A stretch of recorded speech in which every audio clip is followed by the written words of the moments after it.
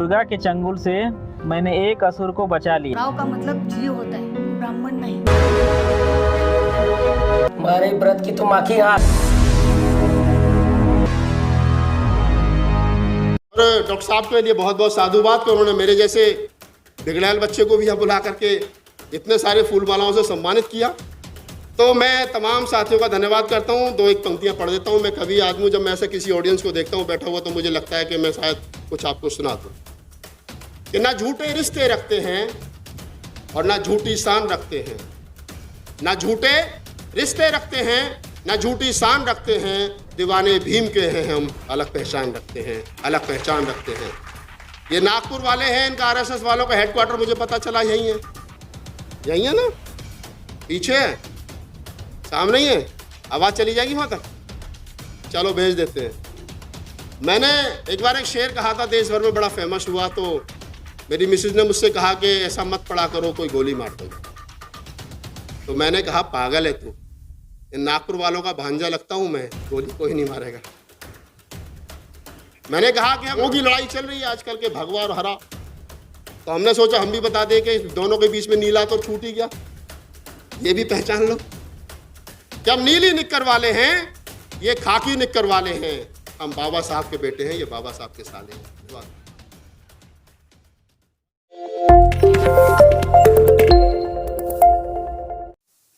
बहुत बहुत धन्यवाद तमाम साथियों का। और पूर्व के वक्ताओं ने बहुत अच्छी बातें यहाँ पे रखी। मुझसे जब डॉक्टर साहब ने संपर्क किया था इस विषय को लेकर के कि समाजवादी से प्रधानमंत्री और विपक्ष से अंबेडकरवाद से विपक्ष का नेता, तो मुझे लगा कि ये कैसा अटपटा सा विषय है। मैं देश भर के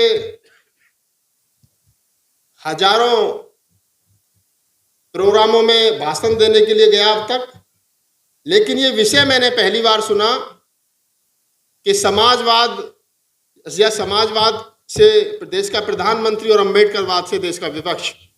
अब तक हम लोग यही सुनते रहे कि इस देश के जो SC ST OBC और माइनॉरिटी 85% बहुजन समाज हैं, उन लोगों को सत्ता में स्थापित करना, उन 15% लोगों को खदेड़ना, ये हमने अब तक सुना था।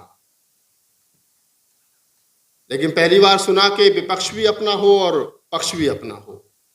तो मैंने इस पर थोड़ा सा गहन अध्ययन किया और मैंने सोचा कि क्या ऐसा हो सकता है, तो मुझे लगा कि हो सकता है। और वो कैसे हो सकता है, वो एक उदाहरण के साथ मैं आप लोगों के साथ अपनी बात साझा कर रहा हूं।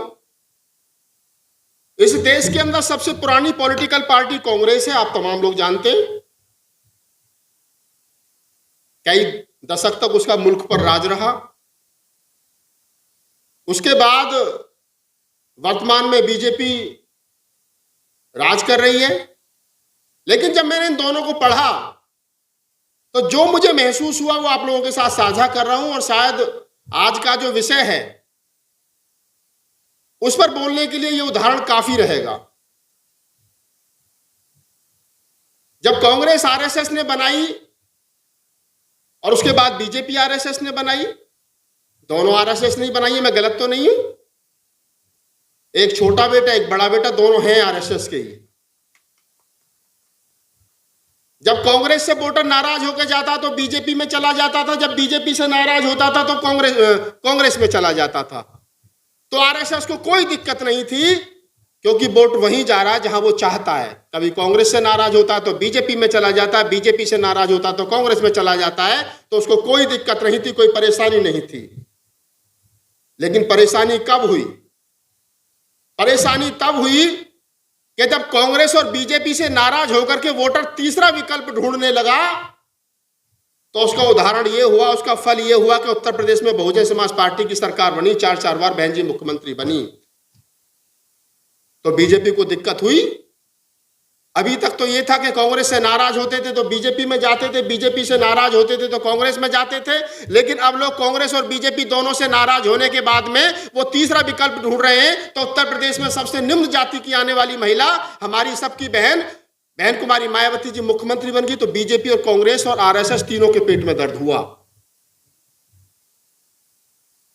मुलायम सिंह यादव मुख्यमंत्री बन गए, अखिलेश यादव मुख्यमंत्री बन गए, यानी वो वंचित समाज मुख्यमंत्री बन गया। जिसको कभी मुख्यमंत्री की कुर्सी के पास से गुजरने के लिए रास्ता नहीं था, वो लोग मुख्यमंत्री बने। बिहार के अंदर लालू यादव मुख्यमंत्री बने। इस बार आपने देखा कि तेजस्वी यादव मुख्यमंत्री बनते बनते रह गए। ये आरएसएस, बीजेपी और कांग्रेस की समस्या है। अब आप कहेंगे कि मैं आपसे ये बात कह क्यों रहा हूं? ये बात मैं इसलिए कह रहा हूं कि जब आरएसएस बीजेपी को ये लगा कि लोग कांग्रेस और बीजेपी दोनों से नाराज होने के बाद में तीसरा विकल्प ढूंढ रहे हैं, तो उन्होंने बड़ी चतुर और चालाकी से तीसरा विकल्प अपना तैयार किया, जिसका नाम है केजरीवाल। बात अगर समझ में आ गई हो तो बताएं मुझे, बात समझ में आ गई आपके? उन्होंने तीसरा विकल्प अपना ही तैयार किया। वो नहीं चाहते कि लोग कांग्रेस और बीजेपी से नाराज होकर के समाजवादी पार्टी को वोट दें, बहुजन समाज पार्टी को वोट दें, राष्ट्रीय जनता दल को वोट दें, जेडीयू को वोट दें और अन्य किसी राजनीतिक दल को वोट दें। वो नहीं चाहते। और उन्होंने कहा कि अच्छा, तुमको तीसरा विकल्प चाहिए, तुम कांग्रेस से नाराज हो, तुम बीजेपी से नाराज हो, तो तीसरा विकल्प भी लो। ये बात तो तुम्हारी करेगा, लेकिन कच्चा इसका खाकी, जिसका नाम है केजरीवाल। वो पहले दिल्ली में तैयार हुआ, अभी पंजाब में फिर सरकार बना ली, और अभी आपने देखा कि किस प्रकार से दूसरे प्रदेशों में वो जा रहा है। यानी कि बीजेपी और आरएसएस ये चाहते हैं कि अगर आपको हमसे नाराजगी है, कांग्रेस से नाराजगी है, तो आप जाइए तीसरे विकल्प के रूप में भी हमारे छोटे वाले भाई को, यानी आरएसएस के छोटे रिचार्ज को स्वीकार करिए, हमें कोई दिक्कत नहीं है। तो जब उनका विपक्ष हो सकता है, उनका पक्ष हो सकता है, उनका तीसरा भी विकल्प उन्हीं का हो सकता है, तो फिर समाजवादी की का प्रधानमंत्री और फिर अंबेडकरवादी का विपक्ष क्यों नहीं हो सकता? हो सकता है। इसके लिए काम करने की जरूरत है। डॉक्टर साहब ने जो रास्ता बताया आपको, उनकी राजनीति पर अच्छी पकड़ है। मैं तो पत्रकार आदमी हूं, कवि आदमी हूं, कविताएं लिखता हूं, आपकी खबर जन जन तक पहुंचाता हूं अपने चैनल के माध्यम से। हम तो पत्रकार आदमी हैं। नीरज भाई बैठे, हम लोग कितने संघर्ष से देश भर में जाकर के इस वंचित समाज की आवाज को, फूले अम्बेडकरी आंदोलन को आगे बढ़ाने का काम करते हैं, यह हमें मालूम है और आप तमाम लोग देखते हैं। लेकिन किस प्रकार से जो हमारा मेन उद्देश्य है, जिसके लिए प्रोग्राम ऑर्गेनाइज किया गया है, 2024 में बीजेपी को आने से कैसे रोका जाए, वो आरपीआई माध्यम हो सकता है। शायद उनके राष्ट्रीय अध्यक्ष साहब आए, सर राष्ट्रीय अध्यक्ष जी आए आरपीआई के? नहीं आए, आना चाहिए था उनको। उन्होंने हम बुला लिया, वो खुद गए हुए, गलत बात है, उनको आना चाहिए था। तो ये सोचने का विषय है कि तमाम वो लोग क्या ऐसा कर सकते हैं। बिल्कुल ऐसा हो सकता है।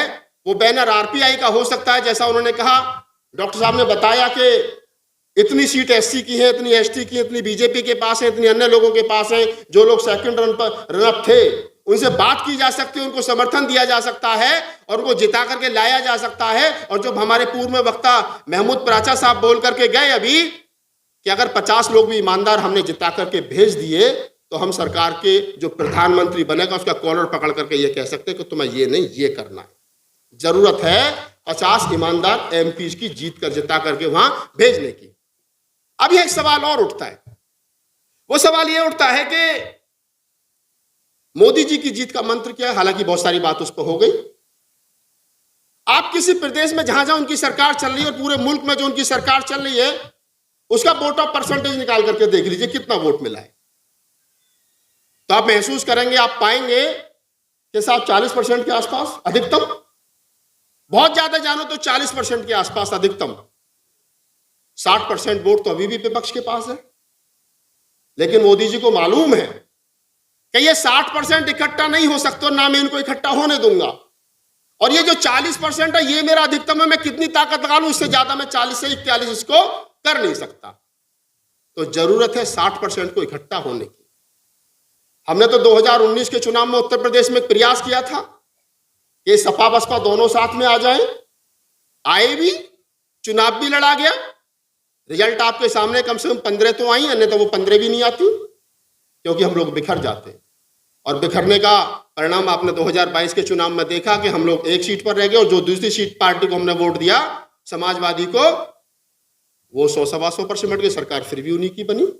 यानी अगर सपा और बसपा के दोनों के वोट को इकट्ठा कर दिया जाए तो हम योगी जी हार जाएंगे। वोट हमारे पास है, जरूरत है हमें मुख्यमंत्री बनने का त्याग करना पड़ेगा। ये कहना पड़ेगा कि मुख्यमंत्री मैं नहीं बनूंगी, अखिलेश बनेगा, और अखिलेश को ये कहना पड़ेगा मैं नहीं बनूंगी, बुआ जी बनेंगी या बहन जी बनेंगी। ये जिस दिन त्याग हम लोग कर लेंगे, आरएसएस और बीजेपी की तरह अडवाणी जी नहीं बनेंगे, मुरली मनोहर जोशी नहीं बनेंगे, प्रधानमंत्री नरेंद्र मोदी बनेंगे। जिस दिन हमारे अंदर इतना त्याग होगा उस दिन हम इस देश का प्रधानमंत्री बना लेंगे और गुजरात और मध्य प्रदेश और महाराष्ट्र और उत्तर प्रदेश का मुख्यमंत्री बना लेंगे, ये गारंटी है।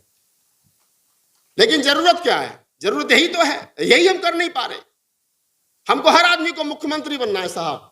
उनके यहाँ एक आदमी प्रधानमंत्री बनने की दौड़ में नरेंद्र दामोदर दास मोदी, दूसरा नहीं है कोई। बहुजन समाज के लोगों से बात करोगे प्रधानमंत्री कौन बनेगा तो 50 नाम आ जाएंगे। अब 50 तो नहीं बन सकते, कुर्सी तो एक ही है। तो हमको ये कहना पड़ेगा कि नहीं, हमारा प्रधानमंत्री पद का उम्मीदवार ये है, तो हम प्रधानमंत्री बन सकते हैं, इसमें कोई दो राय नहीं है। और हमारी हार का कारण मैंने बताया कि हम बहुत सारे लोग, हमारी बहुत सारी मांगे, और हमारे हर आदमी की जेब में विजिटिंग कार्ड, उसमें एक संगठन, उसका एक राष्ट्रीय अध्यक्ष, ये हमारी हार का कारण है।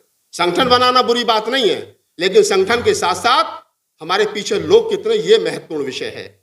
मुझसे लोग मिलते हैं, ऐसे ऐसे लोग मिलते हैं कि मेरा नाम ये है, जानते हो मुझे? मैं तो नहीं जानता।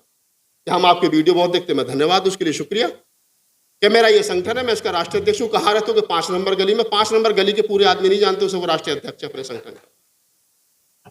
हम लोग उम्मीद कर रहे हैं मोदी जी को हराने की, नहीं हार सकते। और कुछ एक बात है जो मैं आपके साथ साझा कर लेता हूं। अभी यहां सामंतवाद की बात की गई, पूंजीवाद की बात की गई। महमूद प्राचा साहब ने कहा, पासा साहब ने उस पर बोला, जब सरकार अम्बेडकरवादियों की होती है ना, तो ये जितने बड़े पूंजीवादी हैं ये सब धरे रह जाते हैं। एक उदाहरण के साथ आपको बता देता हूं। उत्तर प्रदेश के अंदर जब बहुजन समाज पार्टी की सरकार चल रही थी, पूर्ण बहुमत की, माननीय बहन जी मुख्यमंत्री थी, तो वहां देखे होंगे आपने रिलायंस के पेट्रोल पंप कितने हजारों की संख्या है, सब पर ताला लटका था, कोई चल नहीं रहा था। ये ताकत होती है अम्बेडकरवादी सरकार की। ये बहन जी की ताकत थी। उसने कहा कि हम रिलायंस के पेट्रोल पंप उत्तर प्रदेश के अंदर चलने नहीं देंगे, और वो 5 साल तक ताला लटका रहा। तो एक तरफ वो लोग जो आज की तारीख में इस देश की सरकार को चला रहे हैं, वही लोग 2007 से और 12 की बहुजन समाज पार्टी की सरकार में उनके पेट्रोल पंप का ताला नहीं हटा। पूंजीवादी कोई कितना भी बड़ा हो, अगर अम्बेडकरवादी से टकराएगा तो उसका हश्र ये होगा, ये ध्यान रखना। तो हमको चाहिए कि ऐसे लोगों को चुन करके भेजें, ऐसे लोगों को मजबूत करें। SC ST OBC माइनॉरिटी के बहुजन समाज को, नेताओं को मजबूत करें जो सही मायने में अम्बेडकरवाद को जानते हो और अम्बेडकरवाद के रास्ते पर चल करके इस मुल्क की सत्ता पर काबिज होकर के अम्बेडकरवाद को स्थापित कर सकते हो। ऐसे लोगों की जरूरत है। मैं तो हमेशा कहता हूं, मैं राजनीतिक आरक्षण का, पासा साहब, डॉक्टर साहब, मंच का ध्यान चाहता हूं, आपका ध्यान चाहता हूं। मैं साथ पहला आदमी हूं भारत का जिसने खुले मन से कहा था मैं राजनीतिक आरक्षण का विरोध करता हूं, यह खत्म होना चाहिए। ये कम से कम 131 सांसद और 1044 विधायक जब चुन करके जाना बंद होंगे तो हमें यह संतुष्टि रहेगी कि हमारी आवाज उठाने वाला वहां कोई है नहीं, काम खत्म है। कम से कम ये गधे चुन करके जीत के जाना बंद हो जो जा रहे हैं और चुप बैठे खामोशी के साथ। 131 सांसद SC ST के, 150 से ज्यादा सांसद OBC के, 300 के आसपास SC ST OBC के सांसद 500 में से, और हम जातिगत जनगणना नहीं करवा पा रहे। हमको डूब कर नहीं मरा जाता? क्या फायदा इन सांसदों का? क्या करना इन सांसदों का भाई? ये बात है, इसको उठाना पड़ेगा, ये कहना पड़ेगा। अभी कल परसों मंत्री आए थे आपके इसी स्टेडियम में, मैं देख रहा था। हमारे वो पुराने साथी भी राजेंद्र पाल गौतम। व्यक्तिगत टिप्पणी में करना नहीं चाहता किसी पे, लेकिन बोल देता हूं, किसी के प्रति सिंपैथी होना अच्छी बात है, लेकिन मैं कहता हूं कि राजनीतिक व्यक्ति किसी भी पार्टी का हो, किसी भी जाति का हो, उसको राजनीतिक काम करना चाहिए, धार्मिक काम नहीं करना चाहिए। हमेशा पता होना चाहिए। अगर धार्मिक काम करना है तो राजनीतिक पार्टी को इस्तीफा दो, बौद्ध भिक्षु बनो, सर घुटवाओ, चीवर लो, धम का काम करो, हम तुम्हारे साथ हैं। आप मिनिस्टर हैं, आप सांसद हैं, आप MLA हैं, आप MP हैं, आपकी जिम्मेदारी बनती है कि केजरीवाल सरकार में कितना पैसा SC ST वेलफेयर के लिए आया था, वो कितना खर्च हुआ, कितना खर्च नहीं हुआ, ये जवाब आप नहीं देंगे तो कौन देगा? बताइए मुझे। जब कोई पत्रकार ये सवाल करता है तो आप खामोश हो जाते हो।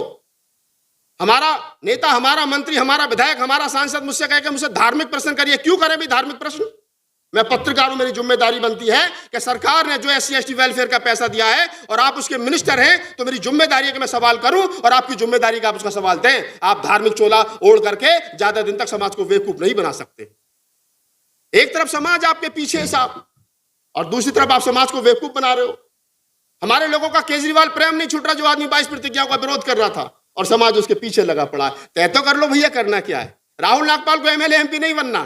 अगर मुझे MLA बनना होता तो मैं तो कब का MLA बन गया होता, नीरज भाई कब के MLC बन गए होते। हम तो कहते हैं यार, अगर हम भी MLA MP बनने की दौड़ में लग गए तो ये काम हमारे वाला कौन करेगा, ये तो कम से कम हमें सुकून के साथ करने दो।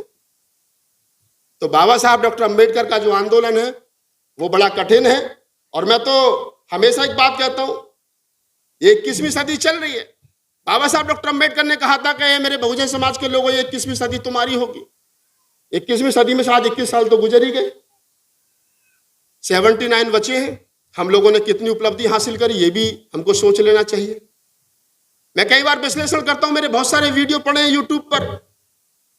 मैं तो कहता हूं कि 21वीं सदी में हमने बहुत कुछ पाया तो बहुत कुछ खोया भी। अगर टीना डावी ने टॉप किया, सोशल मीडिया पर हम लोग हावी हुए, हम लोगों ने सोशल मीडिया का यूज किया, हमने बहुत सारे क्षेत्रों में, खेल के क्षेत्रों में, अगर वंदना कटारिया गोल्ड मेडलिस्ट है, उसको पद्मश्री मिला, अगर Sumit Valmiki male hockey team में जाकर के उसने उसका ब्राउन मेडल जीता, तो ये उपलब्धियां हैं। लेकिन हमको ये भी सोचना चाहिए, जो कारवा मान्यवर साहब काशीराम ने बहुजन समाज बनाने का किया था, वो 2021 में आते आते आते आते खत्म हो गया। हमें इस पर भी चर्चा करनी चाहिए, हमको इस पर भी विचार करना चाहिए। कुछ उपलब्धियां भी और भी रही। अगर 2021वीं सदी में सही तरीके से कहूं कि अगर गुजरात का अऊना कांड नहीं होता तो जिग्नेश मेवानी हमको नया नेता नहीं मिलता, लेकिन मिला, समाज ने उसको स्वीकार किया। चंद्रशेखर नहीं मिलता, समाज ने स्वीकार किया।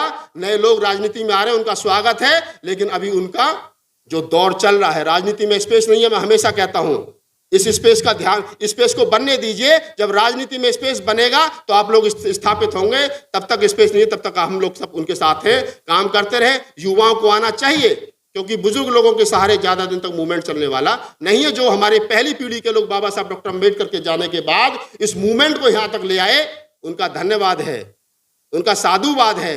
कम साधनों में, अपनी छोटी सी तनख्वाह में, पेंशन पर इस मूवमेंट को यहां तक ले आए। अब हमारे जैसे कंधों पर, आप जैसे युवाओं के कंधों पर ये जिम्मेदारी है। अब हमारी जिम्मेदारी बनती है कि इस मूवमेंट को आगे लेकर के चले और सही दिशा में लेकर के चले।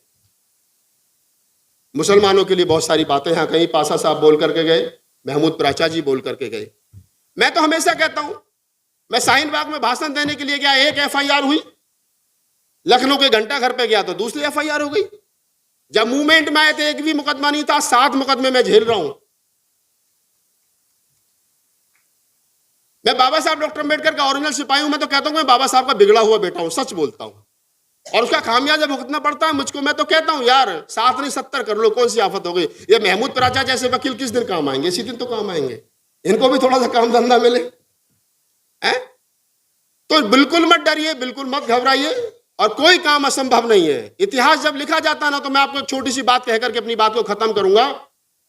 इस धरती पर 2500 साल पहले पैदा हुए बुद्ध जिंदा हैं आज भी, क्योंकि वो विचार है। उनका भाई देवदत्त जिंदा नहीं है, ये याद रखना। इस धरती पर मोहम्मद साहब का नाम आज भी अदब के साथ लिया जाता है। जो सैकड़ों राजा मुसलमान इस धरती पर होकर के गुजर गए, उनका कोई नाम नहीं जानता, ये ध्यान रखना आप लोग। इस धरती पर बाबा साहब डॉक्टर अंबेडकर हजारों साल तक जिंदा रहेंगे। उनके समकालीन नेता बाबू जगजीवन राम जिंदा नहीं है, ये याद रखना। मान्यवर साहब काशीराम आज हमारे बीच नहीं है, लेकिन ना रहने के बाद भी वो मान्यवर साहब हैं, और उनकी विरासत पर जो लोग कब्जा जमा करके बैठे भैया भतीजावाद चला रहे, वो जिंदा नहीं रहेंगे, ये याद रखना। मैं सच कह रहा हूं। ये जो लोग पैसे के पीछे भाग रहे हैं, जो फूले अम्बेडकर आंदोलन का सौदा कर रहे हैं, जो नकली अम्बेडकरवाद का चेहरा लगा करके घूम रहे हैं, ये लोग ज्यादा दिन तक जिंदा नहीं रहेंगे। अम्बेडकर हजारों साल तक जिंदा रहेंगे, बुद्ध हजारों साल से जिंदा हैं, और आने हजारों साल तक जिंदा रहेंगे। वो महत्वपूर्ण है। लेकिन हम लोग कितने लालची हैं, हम लोग इतने लालची हो गए। हम लोग नाम चाहते हैं, काम नहीं करना चाहते। किसी का बाप मर जाए, किसी की मां मर जाए, शमशान घाट में अपने बाप की डेड बॉडी को लेकर के जाएगा, और वहां 10,000 के ब्रंच भी बैठने के लिए बनवाएगा, कुर्सी भी बैठने के लिए बनवाएगा, तो उसके नीचे नाम लिखेगा, ये राहुल नागपाल ने अपने पिता की स्मृति में बनवाई। तूफान आया चला गया नाम, क्या करेगा इस नाम का भाई? ये सिखाया था बाबा साहब ने। मेरा बाप मर जाए, मैं गांव के बाहर गेट बनवाता हूं, अपने गांव के बाहर गेट बनवाता हूं, उस पर लिखवाता हूं राहुल नागपाल ने ये गेट अपने दादाजी घनश्याम दास की स्मृति में बनवाया। 10 साल के बाद में तूफान आया, ढह गया, नाम खत्म। क्या करना है इस नाम का? किसी के गांव में किसी के नाम से पूछने चले जाओ साहब कि ये फला आदमी कहां रहता है, तो 4 बार पूछोगे तो 1 बार बताता शायद उधर रहता है कोई। उस आदमी से पूछो जिस आदमी को जिसके गांव में नहीं जानते, वो कहता साहब मेरा तो नाम डूब गया क्योंकि मेरे पास लड़का नहीं है। लड़की मेरा नाम कैसे चलेगा? तेरे नाम को पूछ कौन रहा है तो बता दे मुझे। यह आदमी की मानसिकता है। और ऐसे लोग वो किसी के पीछे भाग रहे हो, दौलत के पीछे भाग रहे हो, शोहरत के पीछे भाग रहे हो, किसी के पीछे भाग रहे हो, वो कभी भी ना तो फूले अम्बेडकरी आंदोलन के सगे थे ना होंगे। ये लोग फूले अम्बेडकरी आंदोलन के लिए खतरनाक हैं। फूले अम्बेडकरी आंदोलन के लिए मान्यवर साहब काशीराम जैसा आदमी चाहिए जो एक हाफ बाजू की शर्ट में हवाई चप्पलों में चले, घर से निकल करके साइकिल लेकर के चलो, हम देखेंगे हमारा कोई क्या बिगाड़ेगा। जब चुनाव लड़ेंगे तो खाता होगा, जब चुनाव लड़ेंगे तो कोई बैंक बैलेंस नहीं होगा। ऐसे कहते हैं, क्या बिगाड़ेगा कोई किसी का। लेकिन जो हजारों करोड़ की दौलत इकट्ठा करके बैठे हैं, ये तो बोलते भी उतना जितना ईडी और सीबीआई बोलती है। ये तो बोलते भी उतना जितना आरएसएस के हेडक्वार्टर से यहां से नागपुर से मैसेज जाता है। तो तमाम बातें हैं। और फिर मैं लास्ट में यही बात कहूंगा कि आपने का विषय बहुत खूबसूरत था, लेकिन मैं जब दिल्ली से चला था तो सोच के चला था मैं क्या बोलूंगा इस पे। लेकिन मैंने कोशिश की कि आपका विषय बहुत अच्छा, इस पर काम कीजिए। और डॉक्टर साहब के लिए बहुत बहुत साधुवाद कि उन्होंने मेरे जैसे बिगड़ैल बच्चे को भी यहाँ बुला करके इतने सारे फूल मालाओं से सम्मानित किया। और मैं तो कम खतरनाक बोलता हूँ, मैं तो खैर फिर भी थोड़ा सा छोड़ देता हूँ। अभी नीरज भाई बोलेंगे तो पता चलेगा कि वो मुझसे भी ज्यादा खतरनाक बोलते हैं। तो मैं तमाम साथियों का धन्यवाद करता हूँ। 2-1 पंक्तियां पढ़ देता हूँ। मैं कभी आदमी जब मैं ऐसे किसी ऑडियंस को देखता हूँ बैठा हुआ तो मुझे लगता है कि मैं शायद कुछ आपको सुना दूं कि ना झूठे रिश्ते रखते हैं और ना झूठी शान रखते हैं, ना झूठे रिश्ते रखते हैं ना झूठी शान रखते हैं, दीवाने भीम के हैं हम, अलग पहचान रखते हैं, अलग पहचान रखते हैं। ये नागपुर वाले हैं, इनका आरएसएस वालों का हेडक्वार्टर मुझे पता चला यही है। यही है ना, पीछे है, सामने ही है। आवाज चली जाएगी वहां तक, चलो भेज देते हैं। मैंने एक बार एक शेर कहा था, देश भर में बड़ा फेमस हुआ, तो मेरी मिसेज ने मुझसे कहा कि ऐसा मत पढ़ा करो कोई गोली मार देगा। तो मैंने कहा पागल है तू, इन नागपुर वालों का भांजा लगता हूं मैं, गोली कोई नहीं मारेगा। मैंने कहा कि हम नीली निक्कर वाले हैं। ध्यान से सुन लेना ये पंक्तियां।